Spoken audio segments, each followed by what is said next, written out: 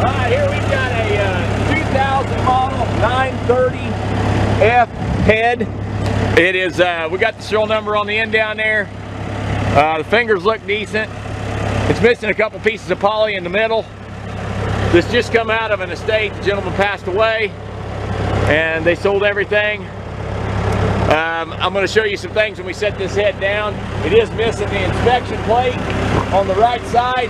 It has been welded in the center of the auger. It's been patched in the center of the auger. It is a full-fingered auger, but you can see it's going to need some work.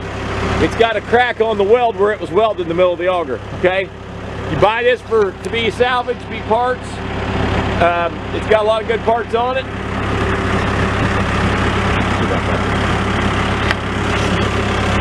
But it does have decent poly. We'll set it down so you can look at it. The fingers are good. It does have hydraulic fore and aft. It is missing one snout. It is shaft hookup. It come off of a 50 series combine, I believe. The fingers are really good. But look at this auger, guys. You can see more what I'm talking about here. It's patched, it's welded.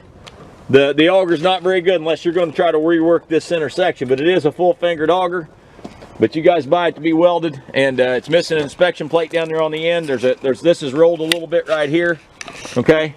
But I know there's a lot of you that probably need some real stuff, or you may fix that auger. You fix the auger, I think it'd be a decent head, but sickle section's in the middle. They actually took those off to use them on the other head to finish up. They had some help. They were pretty, they needed that to finish, so that's what they did. So you're going to see right there, them sickle sections missing in the middle.